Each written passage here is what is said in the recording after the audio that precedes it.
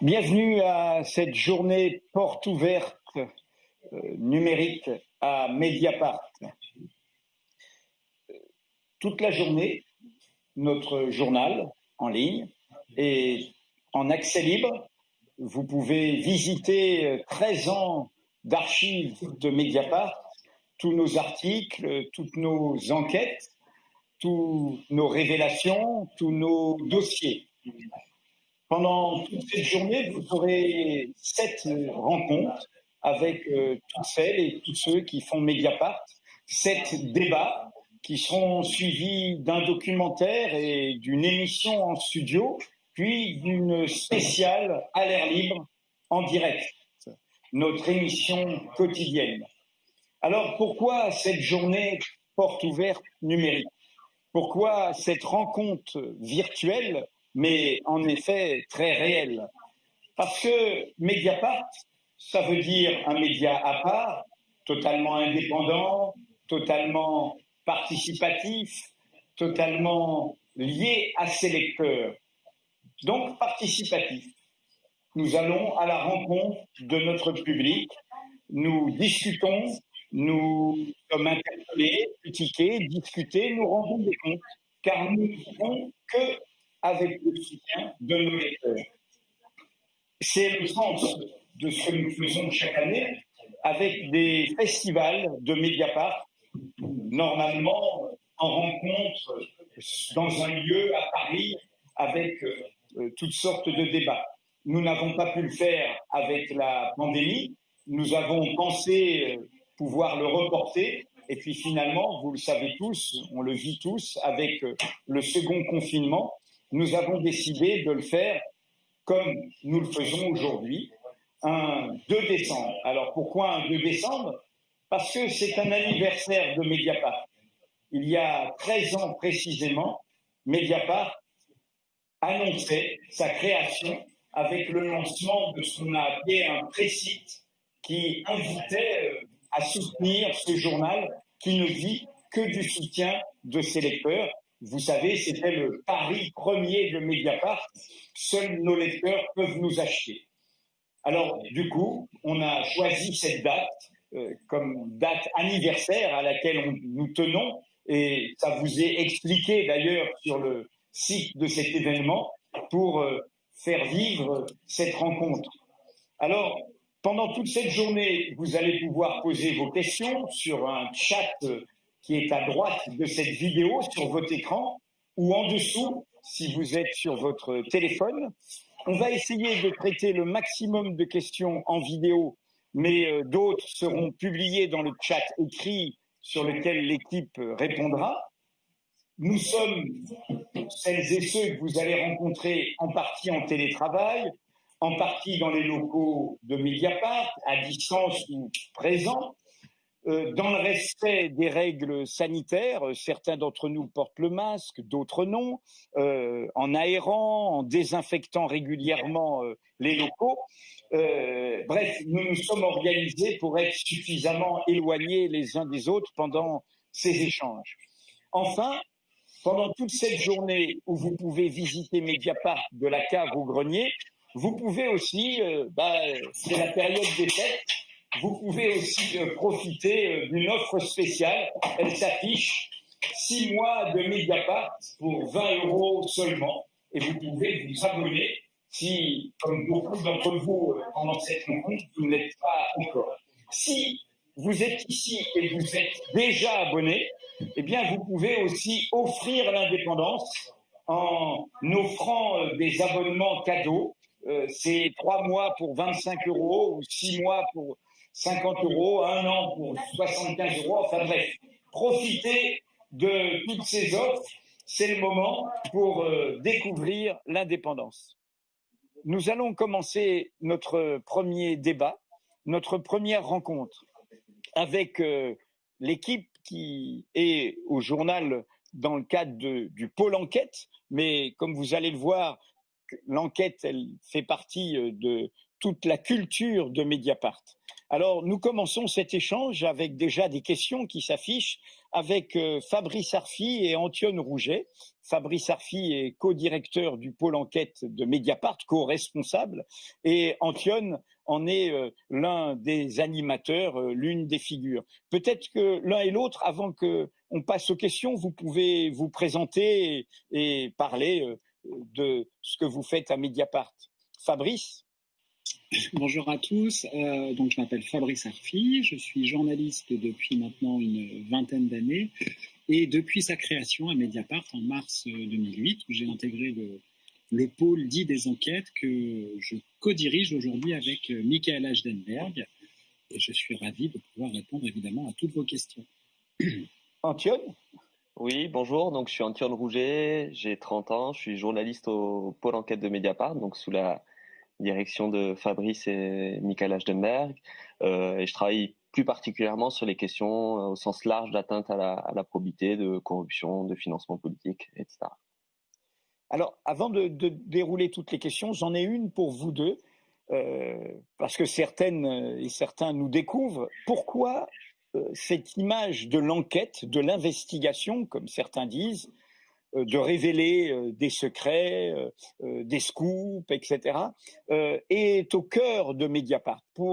C'est une façon de faire parler de nous, c'est une façon de la ramener, c'est une façon de faire du petit commerce. C'est quoi cette image de Mediapart ?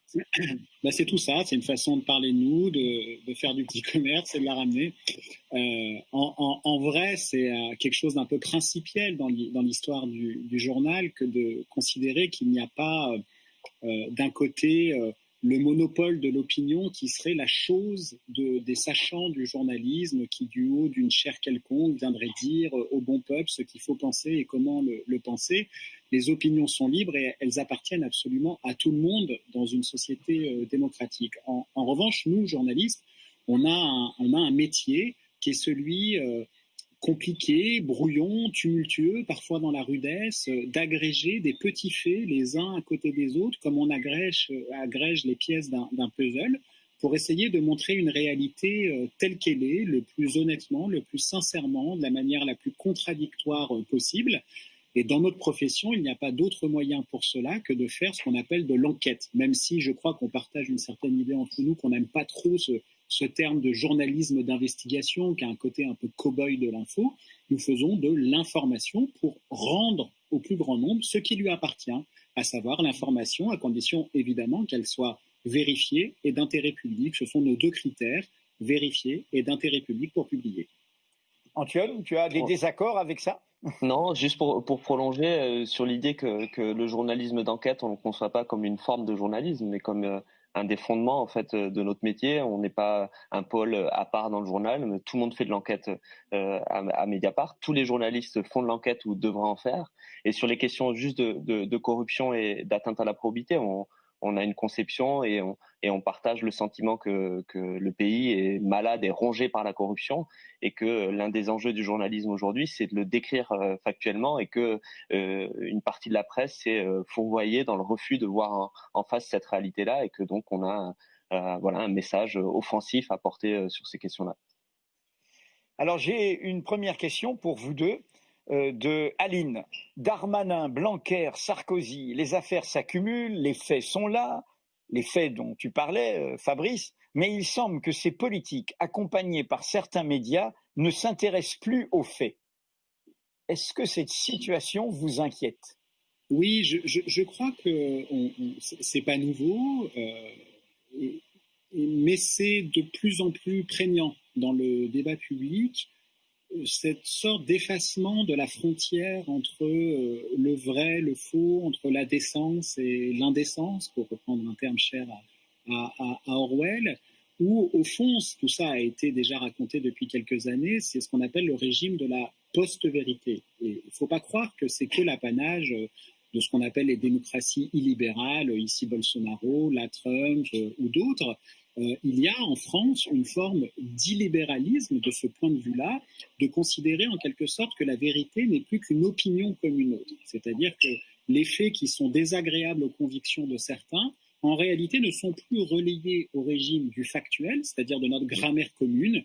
2 et 2 font 4, le ciel est bleu. Après, on peut avoir des interprétations, en discuter, mais au moins qu'on soit d'accord là-dessus. Et dans les affaires que Aline cite, c'est vrai qu'il y a des faits qui parfois ont des traductions judiciaires, parfois n'en ont pas. Mais ça, c'est pas à nous de le dire. Nous ne sommes pas juges, nous ne sommes pas policiers, nous ne sommes pas procureurs. En revanche, il y a des faits qui posent un certain nombre de questions. Et malheureusement, souvent, tout cela est pris dans une sorte de chaos de débat public avec, c'est vrai, le consentement de certains médias. Alors, il ne s'agit pas de dire qu'il y a tous les médias d'un côté et Mediapart de l'autre, mais on est dans un système médiatique qui parfois est l'otage consentant de la communication et en oublie qu'il y a des faits qui pourtant devraient être discutés de manière sereine, posée, sans la société du spectacle et l'hystérie permanente. Alors, justement, j'ai une deuxième question et Antoine, tu vas pouvoir aussi prolonger la réponse.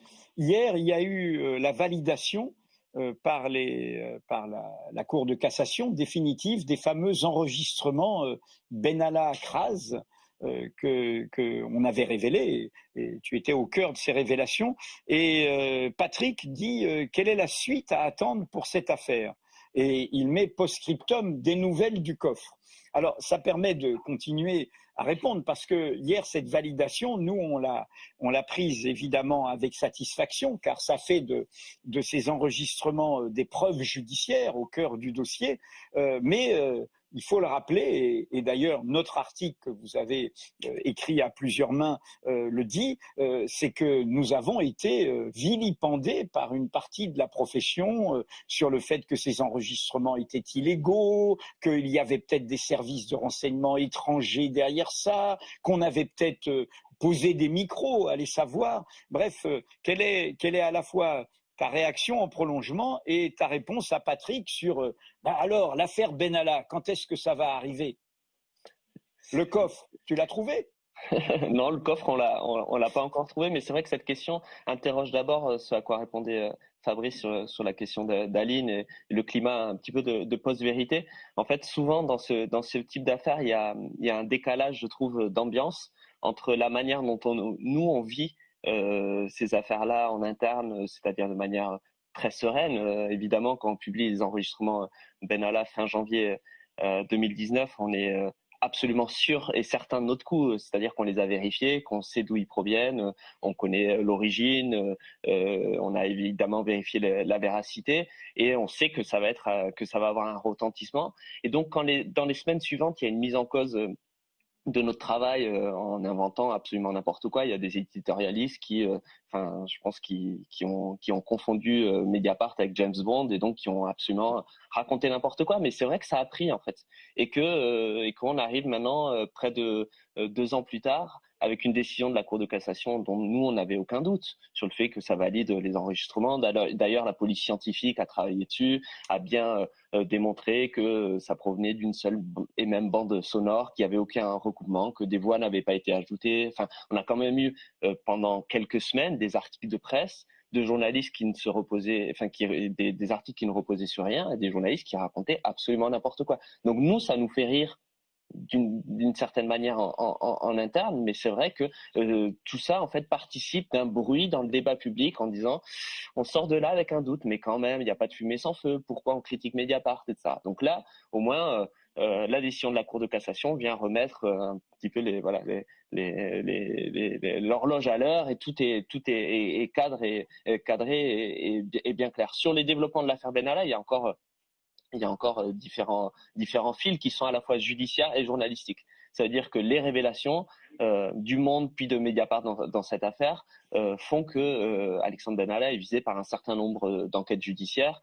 La plus grave et importante selon nous étant l'affaire des contrats russes qu'Alexandre Benalla a contribué à signer quand il était encore à l'Élysée. Donc ça, c'est évidemment une affaire gravissime. Et là, il y a une enquête en cours conduite par le parquet national financier, mais c'est pas parce qu'il y a des développements judiciaires attendus dans cette affaire que nous on arrête de travailler.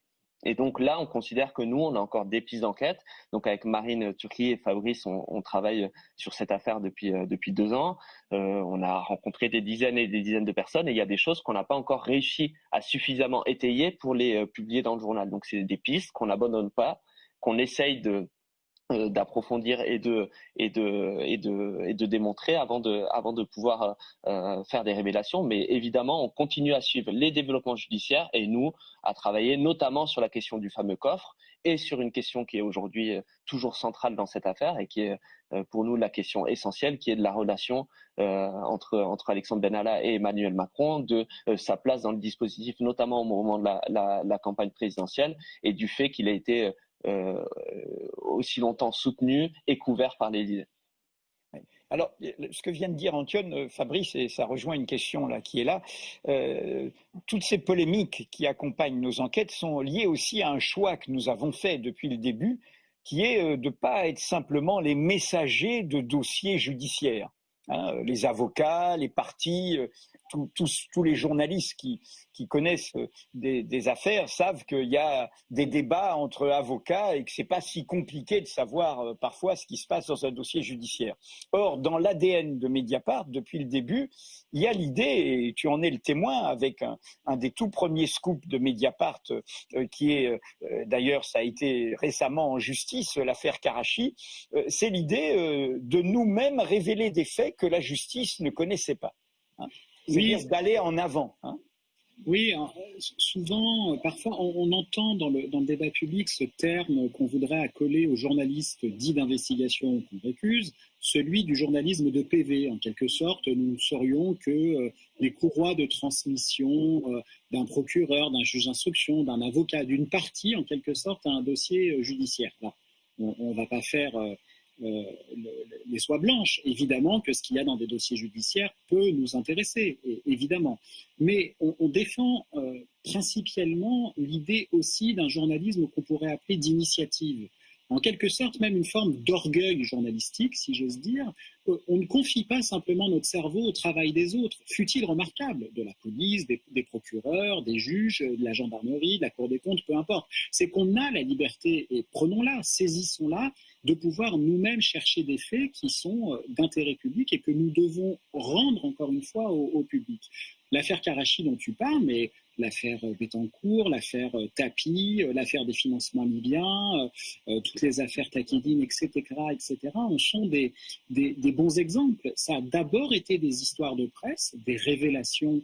Là, on parle de Mediapart, c'est valable évidemment pour d'autres journaux dans d'autres affaires, dont ensuite les institutions s'emparent. Souvent, comment dire, dans le Graal journalistique qui est celui du Watergate, c'est bien l'histoire du Washington Post. Ils ont révélé des faits que le FBI a ensuite documentés, et c'est parce qu'il y a eu une sorte de démocratie mature qui est allée à son terme qu'il y a eu des conclusions qu'on connaît, la démission du président de la première puissance mondiale. Voilà. Et ben, à Mediapart, on essaye petit à petit de mettre des cailloux les uns à côté des autres pour dessiner cette grande chaîne de compréhension du monde tel qu'il est. Alors, il y a une question sur l'affaire emblématique de ça, qui concerne, tu parlais du Watergate, un président de la République, un ancien président de la République, et qui est toujours dans notre vie publique, il s'appelle Nicolas Sarkozy. C'est l'affaire que tu as mentionnée, des financements libyens, qui d'ailleurs provoque le premier procès pour corruption, puisque c'est dans ce cadre qu'il a été enregistré sur un téléphone, entre guillemets, conspiratif au nom de monsieur Paul Bismuth. Et j'ai une question de William64 pour toi. Bonjour et merci, nous dit-il, pour votre initiative porte ouverte, même si je suis abonné. Pensez-vous sincèrement que Sarkozy peut être condamné dans le dossier sur l'argent libyen ou que la justice va céder et minimiser? Bref, est-ce qu'on fait tout ça pour rien? Alors, la réponse est évidemment extrêmement compliquée pour une simple et bonne raison, c'est que nous n'avons pas le droit de prévoir l'avenir. On passe déjà suffisamment de temps à essayer de comprendre le présent et documenter le passé que nous ne pouvons pas, quasiment philosophiquement par rapport à ce qu'est notre métier, faire la moindre prophétie. Ce qui est certain, c'est que nous avons un ancien président de la République qui est aujourd'hui devant un tribunal, Nicolas Sarkozy, avec son avocat et un haut magistrat, parce que et des policiers, et des procureurs, et des juges d'instruction, nombreux, ont estimé qu'il avait commis le délit, il est absolument présumé innocent, de corruption et de trafic d'influence. C'est l'affaire Bismuth. C'est une première. C'est une première dans l'histoire de France. Jamais un ancien président n'a été jugé pour ce délit-là. Alors malheureusement, pour notre CV judiciaire, on a son prédécesseur, Jacques Chirac, qui a été condamné pour détournement de fonds publics. On a aussi Alain Juppé, son Premier ministre, qui est condamné. On a le Premier ministre de Nicolas Sarkozy, François Fillon, qui est condamné. C'est ça le miroir des affaires. Et puis il y a l'affaire, évidemment, des financements libyens. Là, on est vraiment dans du trumpisme judiciaire de la part de Nicolas Sarkozy qui, à défaut de convaincre les juges devant les éléments matériels qui lui sont présentés et qui lui valent aujourd'hui quand même 4 mises en examen: corruption, recel de détournement de fonds publics libyens, financement illicite de campagne électorale et encore dernièrement association de malfaiteurs, Nicolas Sarkozy a décidé, comme un Berlusconi, comme un Bolsonaro, comme un Trump, de prendre à témoin l'opinion publique pour lui, à son tour, faire le procès de la justice et dénoncer des complots. Jusqu'à preuve du contraire, il est toujours mis en examen, l'enquête se poursuit et tout le petit spectacle qu'il y a eu autour des rétractations soi-disant de Ziad Takieddine, en réalité ne change rien au fond du dossier. Et pour finir, pour répondre à William, par rapport à ce revirement qu'on dit être celui de Ziad Takieddine, il ne faut pas oublier qu'il s'était déjà exactement passé la même chose dans l'affaire Karachi, qui était déjà une affaire de financement d'un clan politique qui était celui de M. Sarkozy. Le récipiendaire de tout ça a été Édouard Balladur, Premier ministre. C'était déjà Ziad Takieddine avec de l'argent étranger qui participait à ce qui a été décrit comme des financements occultes de campagne électorale, avec d'ailleurs un homme qui s'appelle Thierry Gauvert, qui est également mis en examen dans l'affaire libyenne. Et dans ce dossier Karachi, Ziad Takieddine avait fait des aveux, puis s'était rétracté. Ça n'a pas changé grand-chose, ni pour ses coprévenus, ni pour lui-même, puisqu'ils ont tous été condamnés à de la prison ferme. Mais ce qui m'intéresse, moi, dans tout ça, c'est comment il y a une sorte de particularisme culturel français autour de la lutte contre la délinquance en col blanc. Quand il y a des affaires de narcotrafic, de grand banditisme, de terrorisme, il ne vient jamais à l'idée, comme ça, de mettre en cause par principe le parquet, les policiers, les juges. Quand c'est la lutte contre la corruption, alors les mises en cause qui sont ceux qui ont eu le pouvoir, parce que de fait la corruption ça concerne forcément ceux qui ont et l'argent et le pouvoir, ou l'un ou l'autre. C'est rarement chez les nécessiteux qu'il y a de la corruption. Bon. Et bien là tout de suite la justice est un problème. La police est un problème, les procureurs sont un problème. Et ce sont les mêmes qui nous demandent le respect de l'autorité judiciaire, de l'autorité policière toute la journée, le respect de quelque autorité que ce soit, qui sont dans des gestes complotistes incroyables pour détruire ce qui fait pourtant le fondement d'une démocratie, une justice indépendante. Alors j'ai une question, deux questions pour tous les deux. Essayer de faire des réponses parce qu'il y a d'autres intervenants, hein, je dis d'autres thématiques dans ce premier débat. Il y a deux questions qui rejoignent un peu au fond soulever le capot, raconter comment on travaille, quoi. Il y en a une qui dit subissez-vous des pressions et sous quelle forme? Certaines enquêtes en cours ou terminées ont-elles subi des entraves à votre niveau, des témoins qui ne veulent plus parler? D'ailleurs, une autre question d'ailleurs dit mais quel type de source pour amorcer une enquête? Est-ce que c'est une alerte de citoyen, le bouche à oreille, la réception d'un document confidentiel? Une autre demande est-ce que la loi de 2018 sur le secret des affaires complique notre travail? Comment on parvient à faire avec? Ce sont des questions de EIV, de Fred et d'Alice Ferber. Au fond, c'est quoi nos obstacles? En dehors, d'abord, les obstacles qu'essayent de construire les puissants et voir le pouvoir actuel en termes de loi. Et puis, c'est quoi les obstacles dans le travail quotidien pour arriver à faire ce que nous décrivons là, c'est-à-dire mettre à l'agenda du débat public des faits inconnus du grand public alors qu'ils devraient l'être, alors qu'ils sont d'intérêt public, et quitte à ce que la justice, grâce à nous, s'en empare parce qu'ils méritent d'être judiciarisés. Qui veut commencer? Fabrice, Antione? Je veux bien attaquer d'abord sur le secret des affaires pour donner un exemple très concret. Est-ce que c'est une entrave dans notre travail? Oui, très clairement. Par exemple, aujourd'hui, on est confronté au refus de Santé publique France, l'établissement public qui a réalisé les commandes de masques pour le compte de l'État, du personnel soignant. On a fait une demande donc à Santé publique France de transmission des contrats d'achat de masques au printemps 2020, au début de la crise sanitaire, et donc nous a été opposé pour la transmission de certaines informations le secret des affaires. Donc très concrètement, aujourd'hui, c'est un obstacle parce que nous, on considère qu'il est non seulement légitime mais important d'avoir accès à ces informations. Donc on est dans une bataille. On va sans doute saisir le tribunal administratif. On est en train d'évaluer en fait et d'expertiser la réponse de Santé publique France. Et donc c'est un obstacle très clair à notre travail. De manière plus générale, peut-être pour répondre sur la manière dont on fonctionne au sein du pôle enquête, souvent on nous présente comme une officine avec des moyens absolument considérables, etc.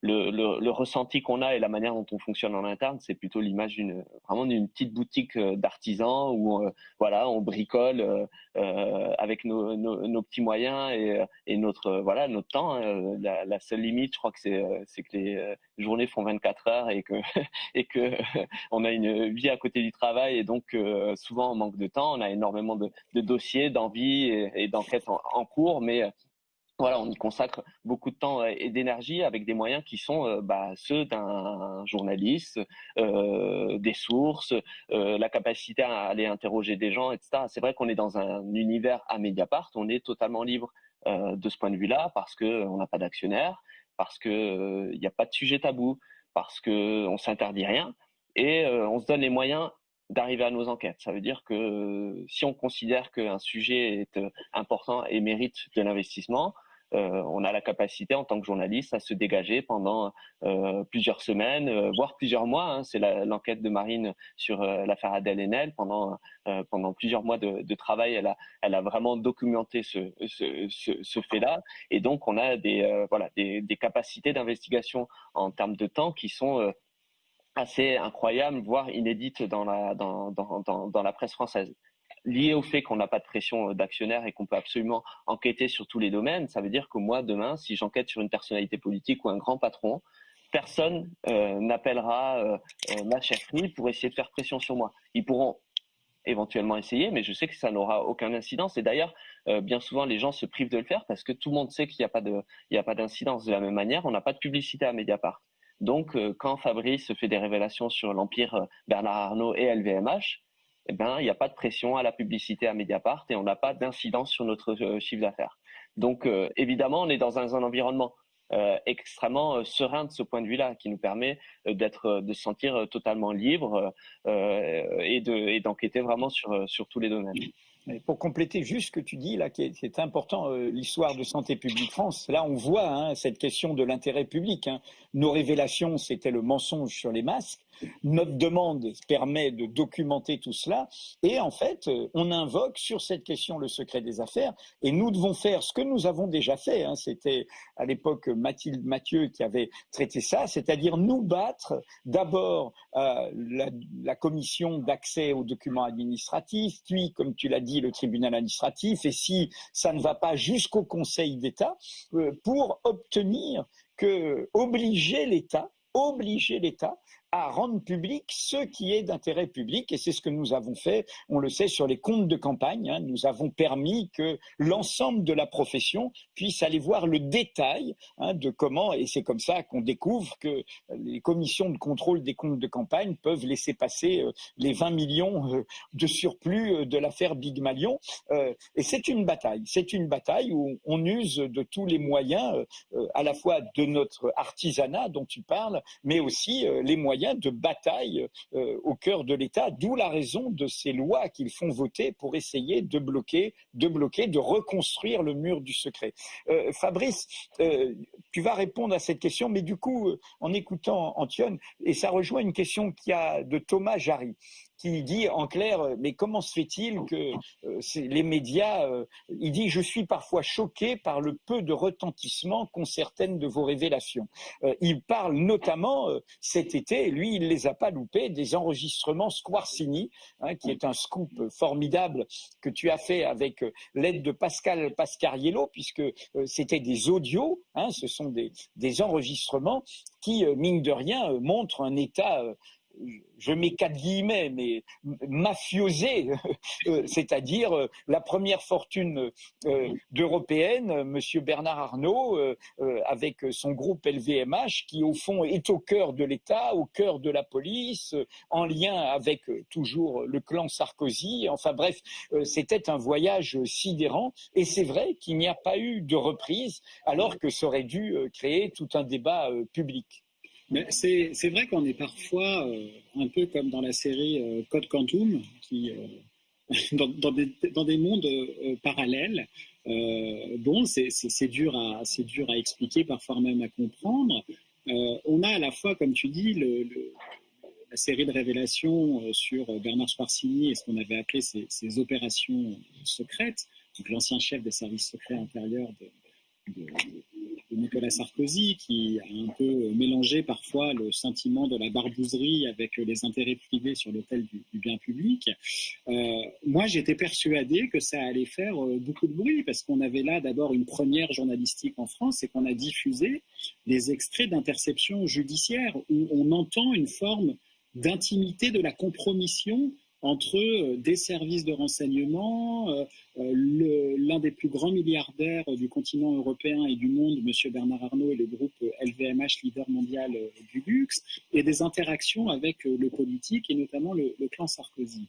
C'est vrai que ça a eu beaucoup de succès d'estime, on en a beaucoup parlé, mais ça n'a pas pris, en quelque sorte, dans le monde médiatique. A contrario, quand nous avions sorti, par exemple, l'affaire de Rugy, qui est une affaire importante, parce qu'elle raconte l'absence de contrôle parlementaire sur les dépenses, sur... Il faut rappeler, c'est l'histoire du homard. Hein. Oui, enfin, ça a été résumé. Non, mais c'est résumé dans le grand public. Comme ça. Mais comment, voilà, il y a eu un mélange entre la vie privée et l'argent public dans tout un tas de domaines. Je crois qu'on peut dire que l'affaire est à n'en pas douter, très intéressante et importante. C'est d'ailleurs pour ça qu'on l'a publiée. Mais ça a pris à un niveau qu'on n'avait pas imaginé, à tel point que parfois, les médias, quand on avait fait des caisses sur l'affaire de Rugy, nous ont à un moment même reproché d'en avoir trop fait. Alors que nous, on fait simplement notre boulot, on publie des articles. Là, c'est une réponse qui, pour nous, est difficile à apporter sur... faudrait demander aux autres, mais pourquoi vous ne reprenez pas? Bon, voilà, on vit avec. Ce qui compte, c'est que ce qu'on raconte suffise et permet de remplir la demande de compréhension de nos lecteurs, du monde qui les entoure, et que ce soit évidemment exact et d'intérêt public. Et j'en profite pour répondre à la question de tout à l'heure sur justement les sources, comment on fait. Il n'y a pas une enquête à Mediapart qui naît de la même manière, jamais. C'est-à-dire que c'est tout ce qui a été énuméré tout à l'heure. Ça peut être un citoyen qui nous alerte, ça peut être un fonctionnaire qui nous alerte, ça peut être des documents qu'on reçoit, ça peut être une intuition que nous avons, une intuition qui peut même partir d'un a priori. On ne s'interdit pas d'avoir des a priori, de se poser des questions, d'avoir l'esprit mal tourné. Après, si on a mal vu, on a mal vu. Bon, souvent, un a priori qui a vu juste, on appelle ça une intuition. C'est par exemple l'histoire de l'affaire Cahuzac. Et surtout, nous avons quelques règles quasiment procédurales entre nous dans tout le journal et au service enquête. C'est qu'on ne se bouche jamais le nez pour aller parler à quiconque. On se fait honneur de parler à tout le monde dans nos enquêtes, des gens de peu, des gens de bien, des gens de pouvoir, des gens qui n'en ont pas, des gens qui ont fait de la prison, des corrompus, des corrupteurs. Si notre métier est de raconter le monde tel qu'il est, alors nous devons parler à tout le monde. Bien sûr, il faut faire attention à ne pas être prisonnier des agendas, à ne pas être prisonnier des tentatives de manipulation, ça existe et nous devons les déjouer. Et par ailleurs, nous essayons de prendre, c'est ce que disait Antoine tout à l'heure, du temps, et notamment du temps pour laisser aux personnes sur lesquelles nous enquêtons, c'est ce qu'on appelle le contradictoire dans notre métier, de pouvoir répondre aux questions qu'on se pose. On passe pas un coup de téléphone 3 minutes avant de publier. On envoie des questions par écrit, on laisse le temps, dans la mesure du possible, à condition, encore une fois, qu'on n'essaye pas de nous mener en bateau. Voilà, ça fait partie de quelques-unes des procédures que nous avons en interne pour essayer de faire le journalisme le plus honnête et le plus sincère qui soit. On va passer avec Mathieu Sucq à un deuxième volet de nos enquêtes, mais j'ai une question pour vous deux quand même, une dernière, qui est celle de Madi.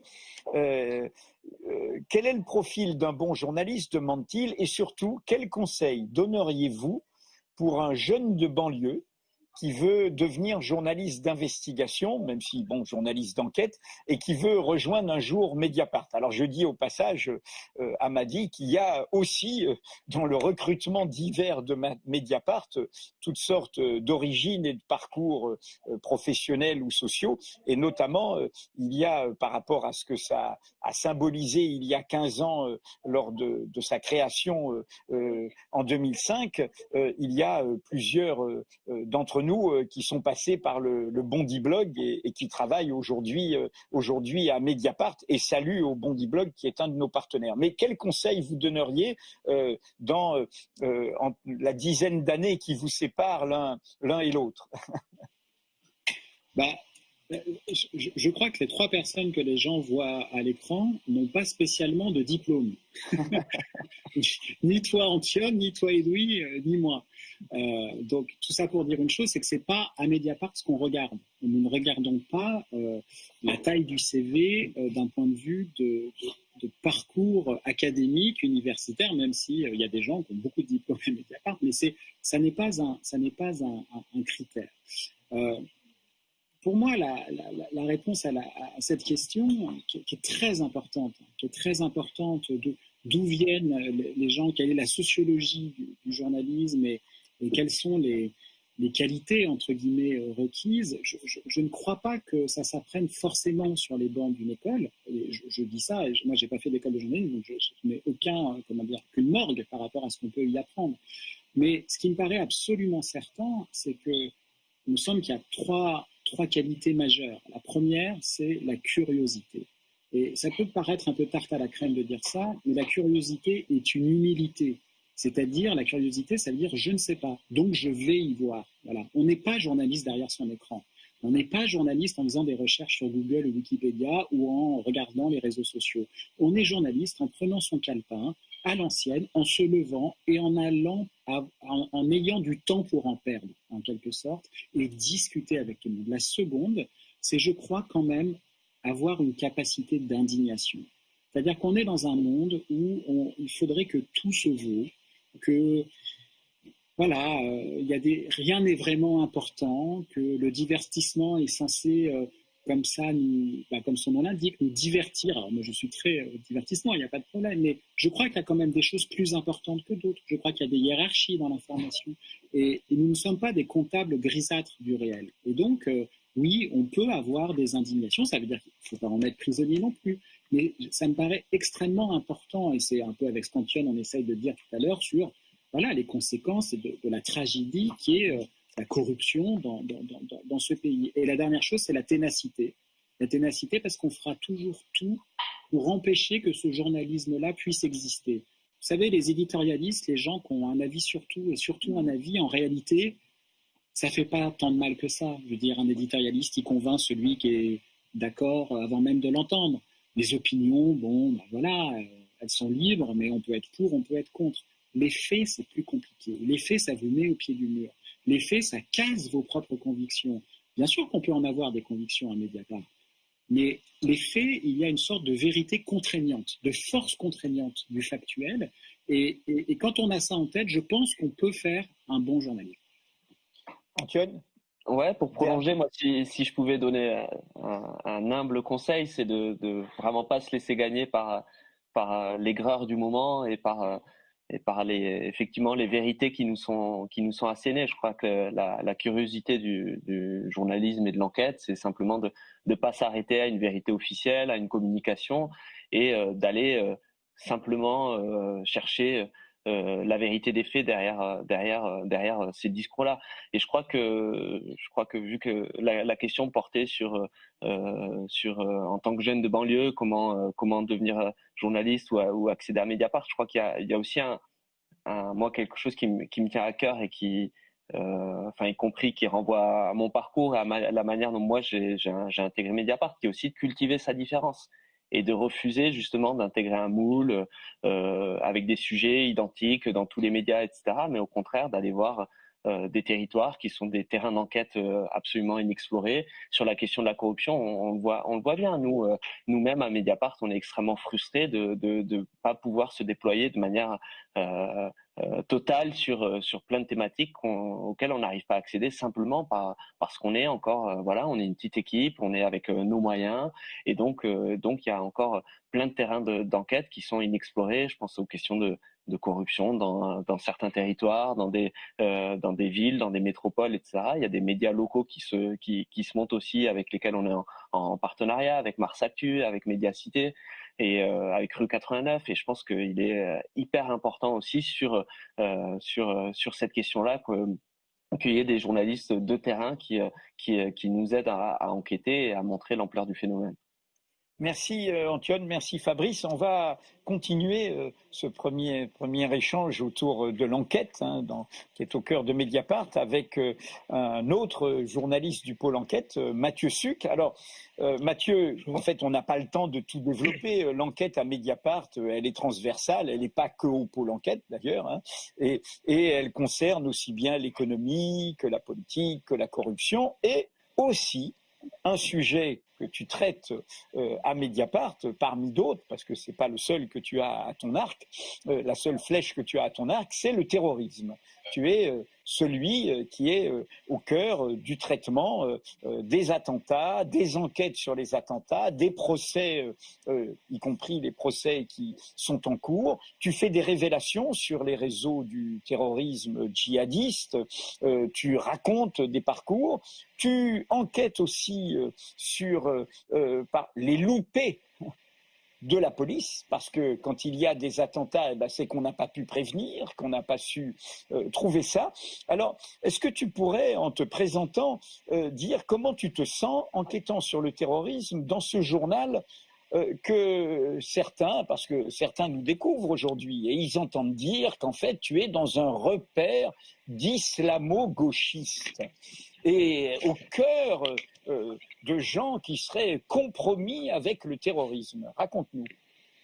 Alors, je ne sais pas si Fabrice, parce que j'ai eu un petit problème de connexion au début, a sorti son expression qui lui est si chère de tenir les deux bouts, mais je considère que justement mon rôle, et on est plein dans Mediapart, c'est donc, on peut chroniquer les dérives d'un État, comment des gens sont stigmatisés à cause des attentats, et de l'autre côté, bien sûr, raconter la réalité de ces attentats, ces horreurs, et qui sont les gens qui les commettent. Et donc, moi, je n'ai aucun souci, justement, enfin, dans ce travail et au sein de cette rédaction, parce que les combats que certains vont mener en signant des papiers, je les partage. Simplement, moi, je m'occupe de l'autre côté. Et encore une fois, quand des fois, sur les réseaux sociaux, on cherche à nous opposer les uns ou les autres à Mediapart, non. Une rédaction, et par ailleurs, c'est pas propre à Mediapart, c'est un ensemble, c'est une ligne éditoriale, et j'apporte mon petit écho à cette ligne éditoriale en traitant la question du terrorisme. Et par ailleurs, quand tu demandais sur le traitement, donc pour ceux qui nous découvrent, nous, on a fait un choix à Mediapart, c'est-à-dire que, en gros, sur l'attentat en lui-même, quand il survient, on va faire, je vais dire, presque un minima, c'est-à-dire qu'on va faire un papier très factuel, éventuellement, si je peux donner un peu de profondeur de champ sur le mode opératoire, sur un peu de background, on en fait, mais ce n'est pas chez nous qu'on va voir 15 papiers, et j'ai tendance à considérer que de savoir si l'assassin avait son couteau à la main droite ou à la main gauche ne va pas forcément changer le cours de l'histoire. Et c'est dans ces moments où, si on se précipite, on risque de commettre des erreurs. Donc, nous, Ah, et on va pas en faire très long.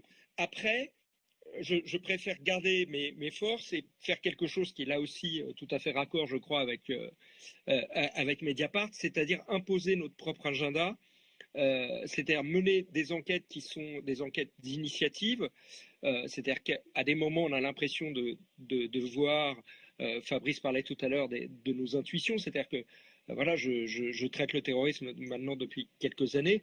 Au bout d'un moment, je vais avoir l'impression de voir qu'il y a une réitération, qu'il y a quelque chose qu'on n'a pas encore traité, et donc on va choisir de le faire, et on va prendre le temps de le faire. C'est pas grave si on est les premiers ou les derniers à le publier. Par contre, l'idée, c'est d'avoir des vraies révélations et que le lecteur, en lisant notre article, puisse avoir l'impression, en tout cas le sentiment d'avoir la question.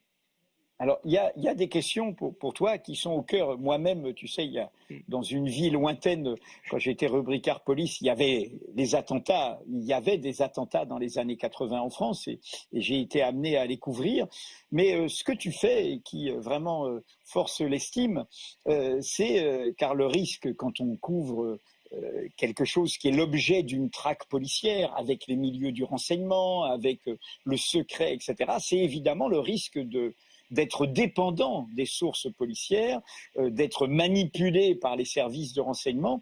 Et ce que tu as montré dans plusieurs enquêtes que ceux qui nous visitent aujourd'hui peuvent découvrir, c'est justement d'arriver à montrer, y compris l'artisanat et les loupés du travail des policiers, enfin bref, d'être dans leur propre débat professionnel. Et de ce point de vue, il y a deux questions.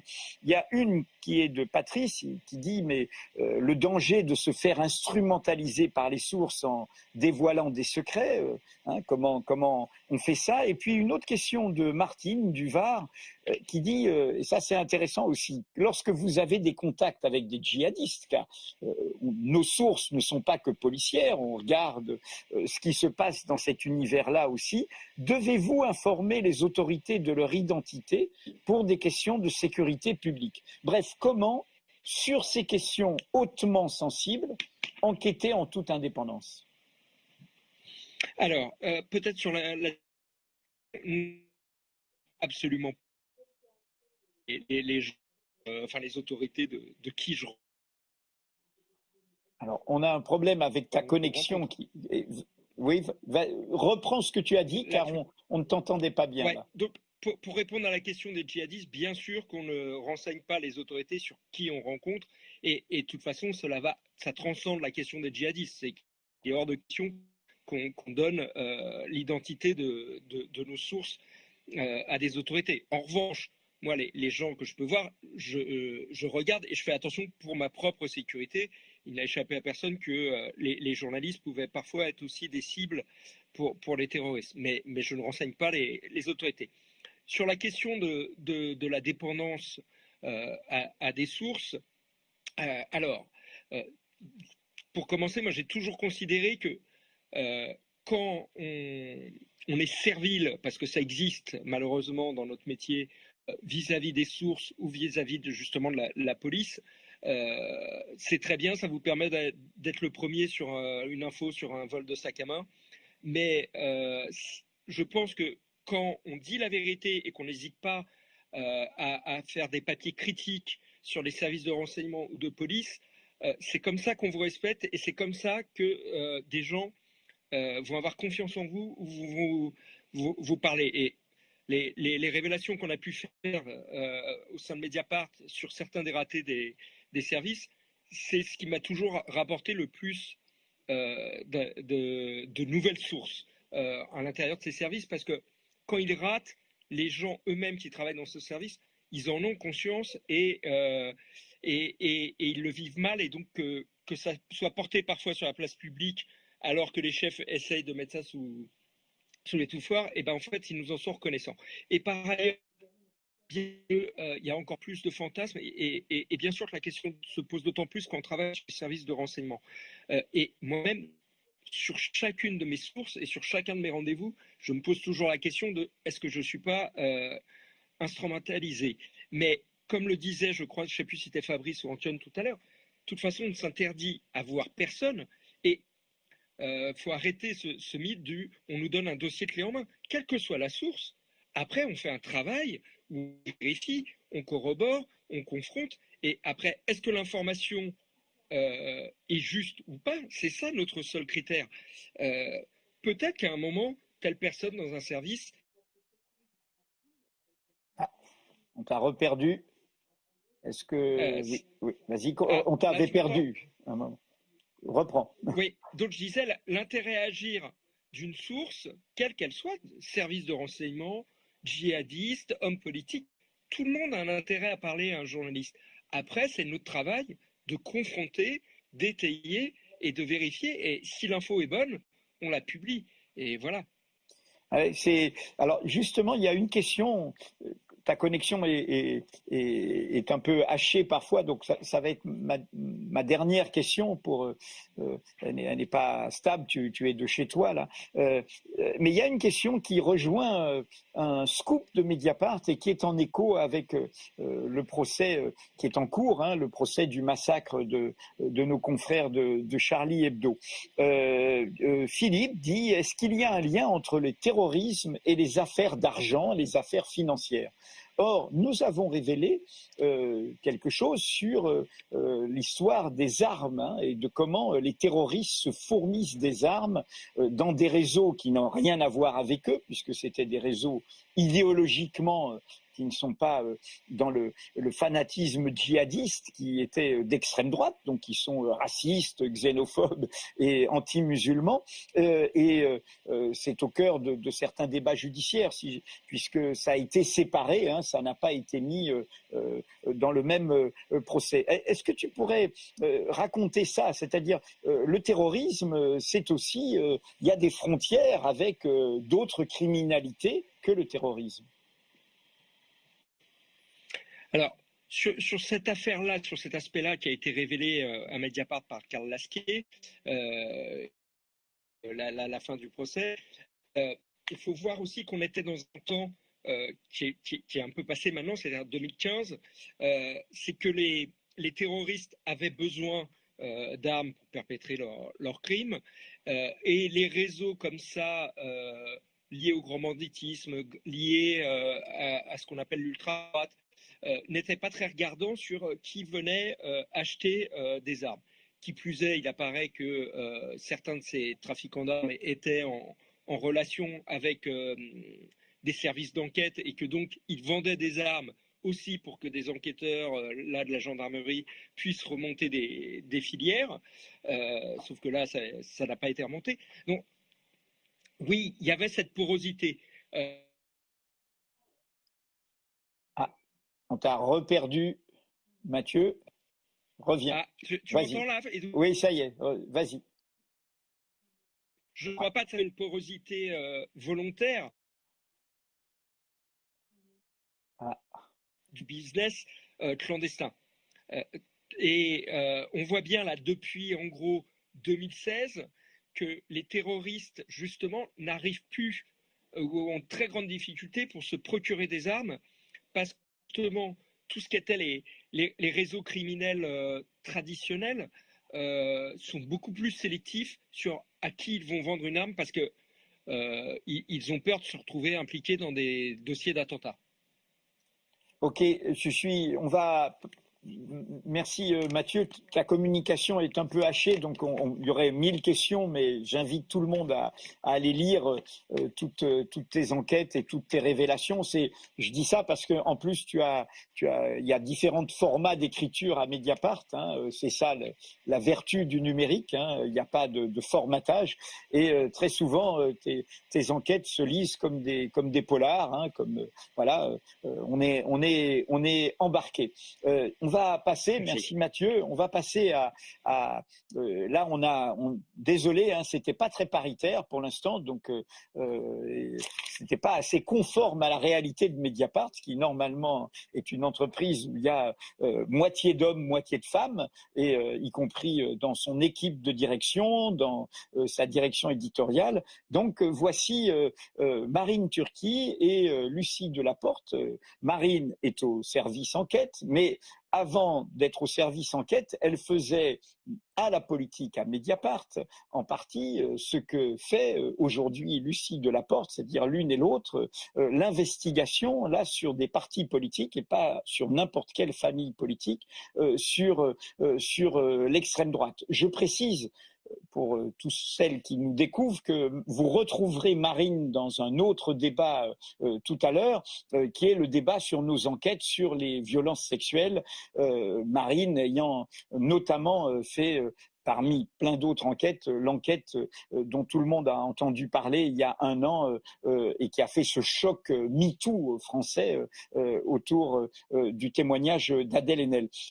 Toutes les deux, vous étiez là, vous avez écouté ce qui se disait depuis le début. Est-ce que déjà, vous pourriez réagir à ces questions qui étaient posées sur la culture de l'enquête à Mediapart et comment vous l'avez découverte. Marine, tu étais au tout début. Lucie, tu es arrivée pas tellement longtemps après le début de Mediapart. Voilà, comment votre rapport à cette pratique journalistique qui pour nous n'est pas quelque chose d'à part, mais c'est au fond notre culture commune. Marine, tu veux commencer ou Lucie Lucie, alors, Lucie. Marine, alors vous voyez de toute façon, on n'est pas loin.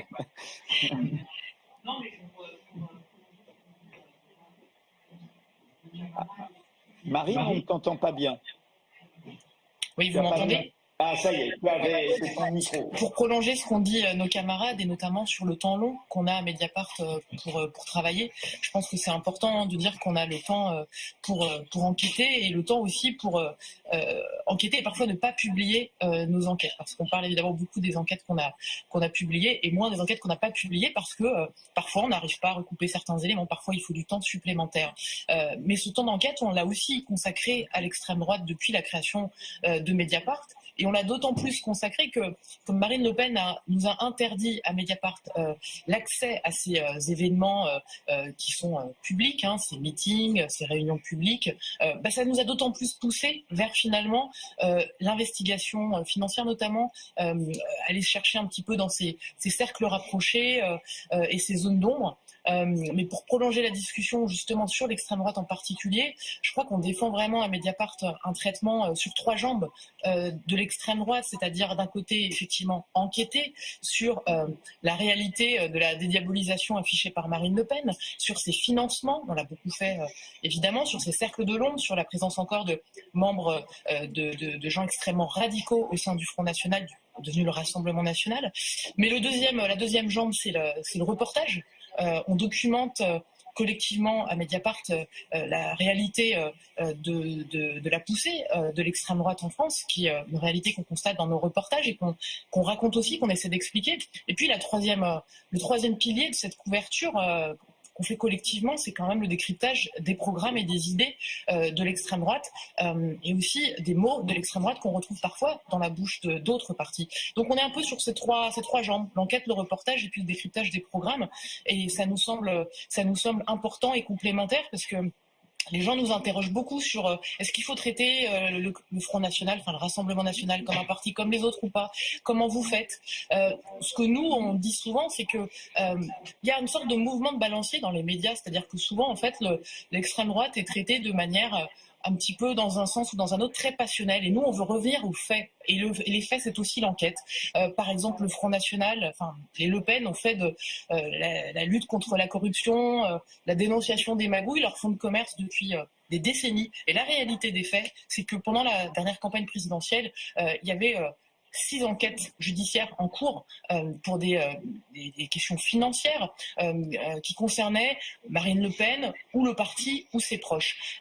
Récemment, ils ont été condamnés dans l'affaire des financements de campagne de 2012, une enquête qu'on a beaucoup à laquelle on a beaucoup contribué de fait, puisque c'est les révélations de Mediapart sur le micro-parti de Marine Le Pen qui ont poussé la justice aussi à se pencher sur ces éléments. Donc ce que je veux dire, c'est que revenir aux faits et à se dégager d'un traitement assez passionnel et passionné de l'extrême droite aujourd'hui, ce qui est beaucoup le cas dans les médias, c'est un peu aussi notre marque de fabrique. Donc voilà, tout ça pour dire que l'enquête, elle doit imprimer vraiment aussi ce traitement-là.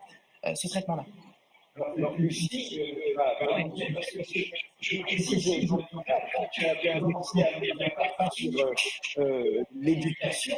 Et là, tu as été amené à découvrir de nouveaux terrains. Alors raconte comment en complément de ce que vient de dire Marine, comment ça s'est présenté pour toi. Voilà. Oui, je suis complètement d'accord avec ce qu'a dit Marine.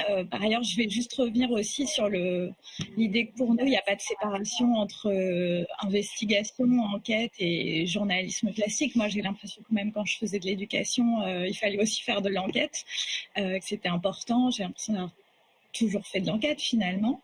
Et sur le traitement spécifique de l'extrême droite, oui, je prends un peu le relais de toutes les enquêtes qu'a faites Marine. Et effectivement, ce qui est intéressant, c'est qu'on est dans une situation politique à la fois très mouvante, avec des recompositions à droite qu'il faut documenter et sur lesquelles il faut enquêter aussi, parce qu'on voit qu'il y a des influences. Moi, je m'intéresse aujourd'hui aux influences de l'extrême droite américaine sur l'extrême droite française, les mouvements d'idées, voilà.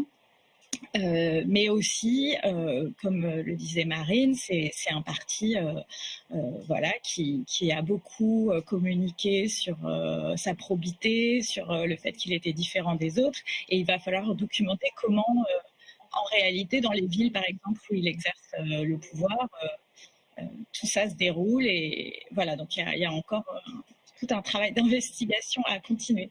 Alors, il y a une question qui te concerne directement, Lucie, sur l'enquête, parce que encore une fois, il n'y a pas de territoire avec des frontières fermées à Mediapart.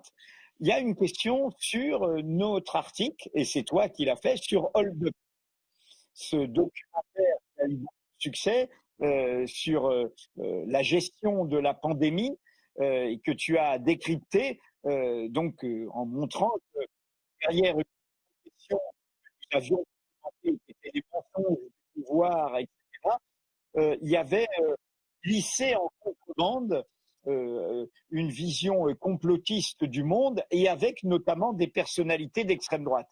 Alors Camille H dit, mais comment pouvez-vous être sûr de tout ça? Comment avez-vous vérifié tout ça? Alors, sur le documentaire Hold Up, ce que je peux raconter, c'est la manière dont tout ça est arrivé de notre côté. C'est que moi, je travaillais depuis plusieurs semaines, en fait, sur les réseaux QAnon en France. J'avais rien publié. Alors, pardon. Oui, alors le mouvement QAnon, c'est un mouvement qui est issu de l'extrême droite américaine, qui est né en 2017 et qui, en gros, considère qu'il y a un grand complot pédosataniste qui est en ce moment à l'œuvre et dont Donald Trump pourra nous sauver contre l'élite mondialisée à la solde de Bill Gates, Rockefeller et consorts. Voilà, donc ça c'est un mouvement qui a pris énormément d'essor aux États-Unis depuis un an, avec la pandémie. Donc il a croisé tout un tas de questionnements, de peurs voilà, des citoyens qui se sont mis à s'interroger sur les vaccins, sur l'OMS, etc. Donc le mouvement a pris une ampleur énorme aux États-Unis et moi je commençais à travailler il y a à peu près 2 mois sur son implantation en France. À ce moment-là sort le documentaire Hold Up et il se trouve que je retrouve au casting de ce documentaire qui, comme j'ai essayé un petit peu de le montrer, est en quelque sorte une parodie de journalisme d'investigation. Donc il épouse tous les codes formels, en tout cas du journalisme d'investigation télévisuelle. Alors qu'en réalité, pour le coup, il ne recoupe pas ces informations, les documentaires, il y a beaucoup d'erreurs factuelles, de manipulations, je ne vais pas toutes les énumérer. Mais il se trouve qu'effectivement, moi, une partie du casting de Hold Up, notamment tous ceux qui apparaissaient à la fin et qui étaient présentés comme des résistants, je les connaissais très bien puisqu'ils font partie de ceux c'est les figures de proue du mouvement QAnon en France ou en Europe, parce qu'on retrouve des Suisses, parfois aussi des canadien. Donc voilà, comment j'ai documenté, c'est des gens que je suivais depuis longtemps, je connais leurs écrits, je connais leur discours. Donc voilà, c'est vrai que c'est venu percuter un peu cette enquête-là et sur laquelle on a continué à travailler avec Radija et on va publier prochainement la suite sur la réception. Pourquoi la réception a été si forte? C'est qu'en réalité, il y avait tout un terreau préparé pour entendre ce discours et qui est, il faut le rappeler, issu de l'extrême droite américaine. Ce que tu racontes là est important. C'est-à-dire, une enquête, c'est évidemment des sources, mais c'est aussi toujours une histoire. Mettre en perspective comme un puzzle. Et tu racontes en disant, tiens, je trouve ces personnages qui sont présentés comme des résistants, et moi, j'ai leur biographie et leur itinéraire. C'est exactement ça. Marine, tu as évoqué tout à l'heure une question et qui recoupe une question qui nous est posée par Alice Ferber, qui dit mais arrive-t-il parfois ou souvent qu'une enquête n'aboutisse pas parce que vous n'avez pas d'éléments assez probants, voilà, et que finalement on a travaillé et on décide de ne pas publier, ou bien on décide de retarder. Est-ce que parce que c'est très important, parce que l'idée, nous, c'est pas, je veux dire, quand on publie, il faut qu'on soit totalement sûr et qu'on puisse assumer publiquement ce qu'on révèle. Oui, on dit souvent entre nous, un petit peu avec le sourire, mais que sur 10 enquêtes, il y en a 9 qui ne seront pas publiées et une qui sera publiée. C'est important de dire que ça, c'est quelque chose d'invisible pour les lecteurs, mais que beaucoup d'enquêtes sont soit pas publiées parce qu'on n'arrive pas à recouper les éléments, soit mises en stand-by le temps de pouvoir poursuivre, de laisser reposer tout ça et d'y revenir plus tard. Je vais donner un exemple qui concerne l'extrême droite, mais les financements russes du Front National qu'on a révélé avec Karlasky en 2014, ça a été une très longue enquête sur 2 ans finalement. 2 ans pour recouper des rapprochements, des bruits qu'on entendait entre la Russie de Vladimir Poutine et le parti de Marine Le Pen. Mais ça a été d'abord des papiers pour documenter ce rapprochement, qui nous ont apporté aussi des sources, qui nous ont apporté des éléments, mais ça a été très très long pour pouvoir montrer que ce rapprochement s'était traduit par des financements très concrets. Donc il y a des moments où on s'arrête un peu, on laisse reposer ça, puis des moments où on y revient, des moments où des gens, parce qu'on a publié des articles plus classiques sur le rapprochement, pour documenter les visites de Marine Le Pen en Russie, par exemple, vont nous contacter pour nous donner des petits éléments. Nous-mêmes, on va aller voir de nouvelles sources, et ça avance, et puis on a pu être en mesure de publier en novembre 2014. Mais donc, il y a beaucoup d'exemples c'est vrai aussi, on en parlera cet après-midi sur les violences sexuelles, beaucoup d'affaires prennent un temps fou pour pouvoir être ultra béton. Alors on nous demande souvent, mais quand est-ce que vous savez que vous êtes prêt pour publier ?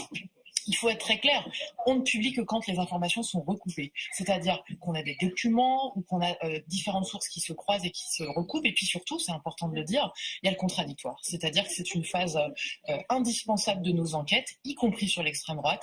On donne la parole aux personnes qui vont être mises en cause dans l'article. Donc par exemple, des accusations de corruption ou autres.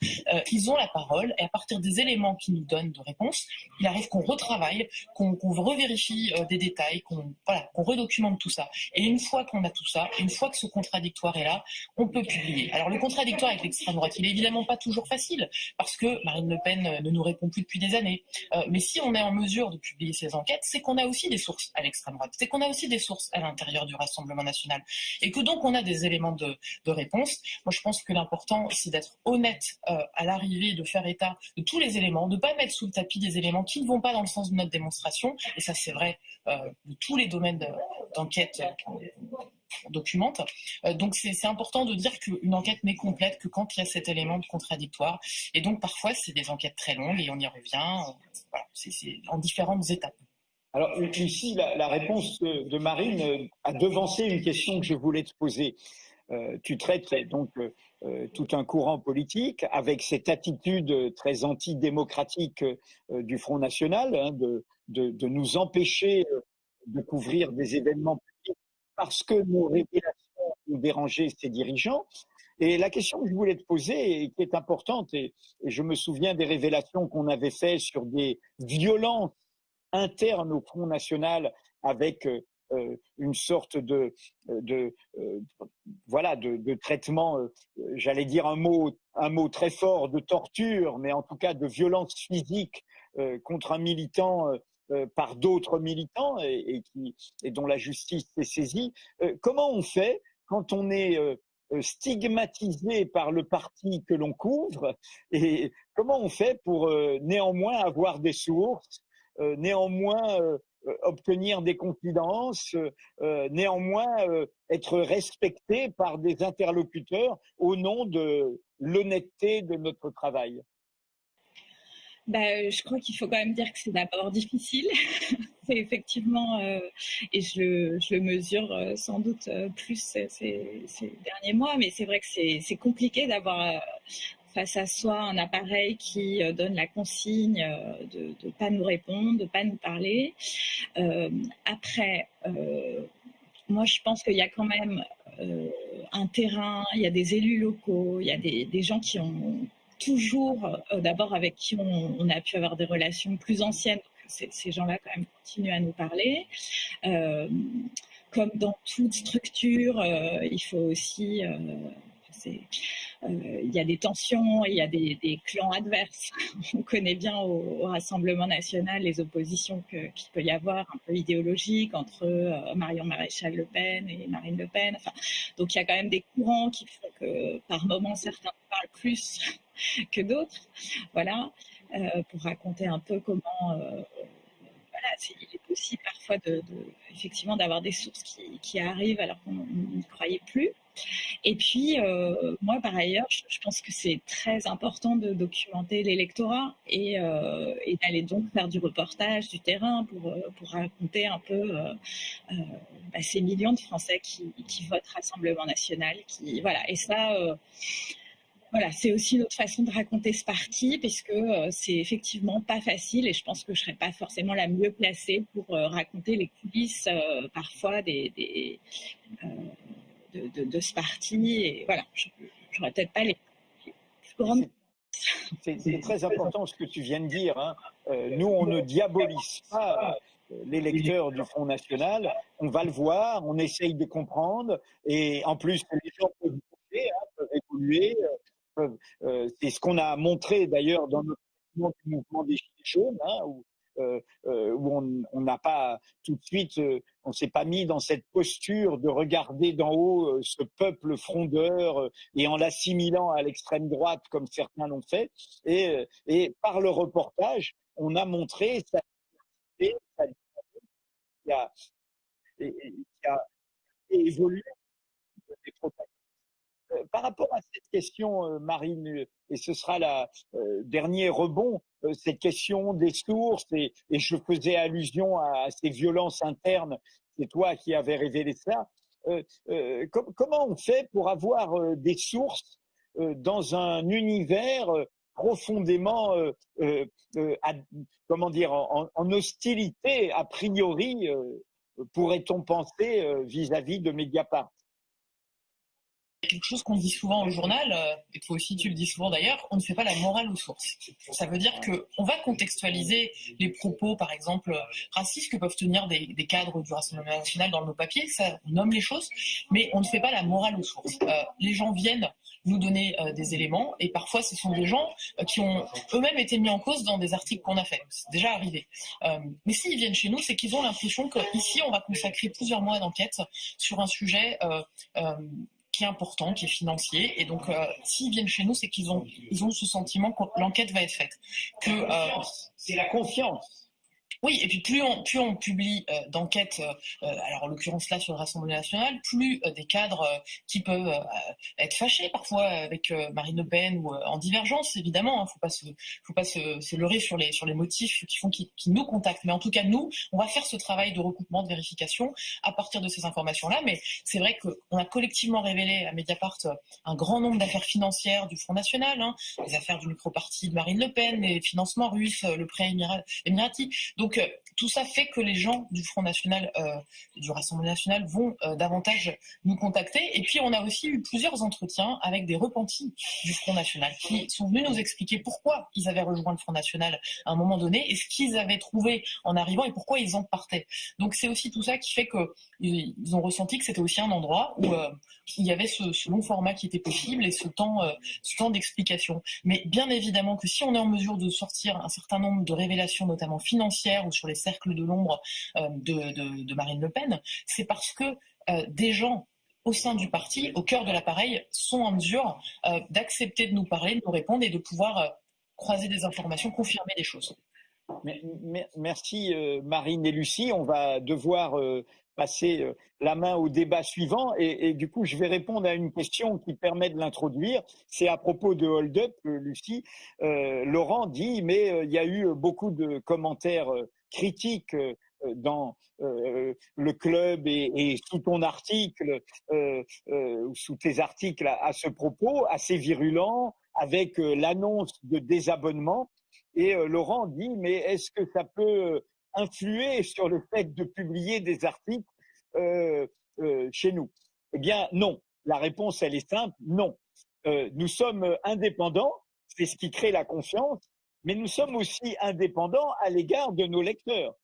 La raison qui permet cette indépendance et cette confiance, c'est que nos lecteurs peuvent nous discuter, nous critiquer, nous prolonger dans le respect de la charte de participation, sans problème. Ah, je vois, Lucie, tu as levé la main. Tu veux dire quelque chose? Oui, non, effectivement, je trouve ça important ce que tu dis parce qu'effectivement, j'ai été frappée par le nombre de commentaires très virulents, même si pas totalement surprise quand j'ai vu la réception du film. Je voulais juste dire que, au contraire, on s'était dit qu'on allait poursuivre et essayer de comprendre et donc on va publier 2 articles faits avec Radija Azerwali pour comprendre cette réception, pour raconter ce public et peut-être sans ce que beaucoup de lecteurs ont ressenti comme quelque chose d'un peu condescendant de la part d'une certaine presse sur le succès de ce documentaire. Donc on a essayé vraiment d'essayer de voir pourquoi ça avait autant marché, là où ça touchait juste, et il ne s'agit pas de mépriser tous ceux qui se posent des questions parce qu'effectivement, les labos pharmaceutiques font des ententes, tout ça on le raconte aussi, il ne s'agit pas d'être angélique et d'être du bon côté. Voilà, je voulais rajouter ça. C'est très important ce que tu dis, ça veut dire que même si on a pu trouver ces critiques un peu injustes, on les écoute, on se dit qu'elles nous amènent à bouger et que ce qui est le pire pour le journalisme, c'est d'être vu comme un donneur de leçons qui devrait rééduquer les citoyens au service des... C'est une très bonne introduction au débat suivant. Mediapart, ça veut dire média à part, on est vraiment à part, indépendant, etc. Mais Mediapart, média participatif. Eh bien voilà, dans 2 minutes, le participatif au cœur du journal avec de ce que nous appelons les communautés de Mediapart. Vous allez découvrir tout cela et restez toute cette journée sur Mediapart. Découvrez-nous, questionnez-nous. À très vite.